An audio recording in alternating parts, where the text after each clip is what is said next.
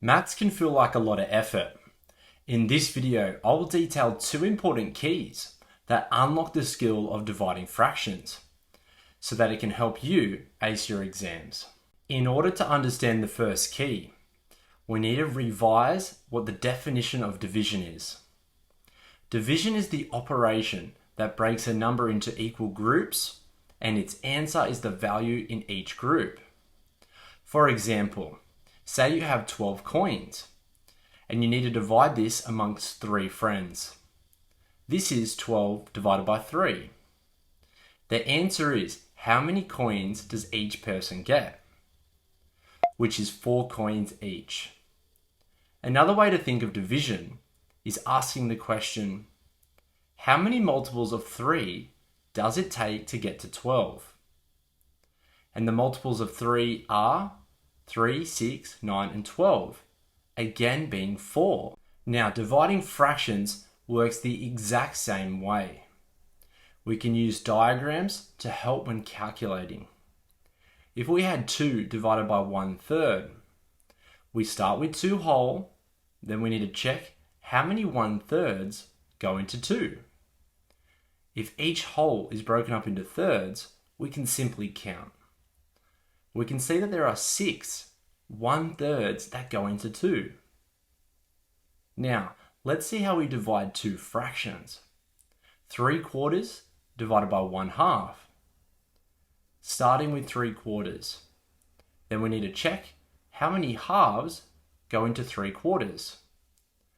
We can see that we have 1 and 1/2.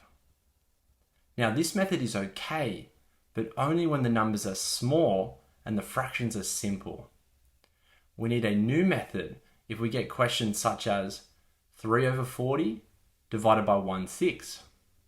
It will take way too long to draw the diagrams. This brings us to the second key, finding another way to solve division questions. Winning at the following game will help you discover the new method. I call this game Spot the Imposter. The rules are, I will show you 3 maths expressions, and you need to spot the expression that is not the same, or in other words, not equal. Pause the video once the maths expressions appear and give it your best go. Here is the first round. Who is the imposter? Option C is the imposter. I will give you a hint that will help you for the next round. Remember, 4 times 2 is just 4 groups of 2, equaling 8. And 4 divided by 1/2 is just how many halves go into 4, which is also 8. And we know that 4 plus 3 equals 7. Here is the second round. Who is the imposter? Option A is the imposter, since 3 plus 14 minus 6 equals 11. And there are 12 1/4s that go into 3, and 3 times 4 equals 12. Now, the point of the game was to highlight the idea that multiplying and dividing is the exact same idea when flipped.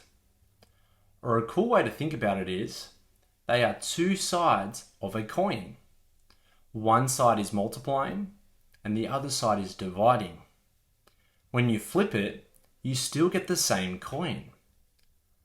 Let's look back at the expressions that were the same in both rounds.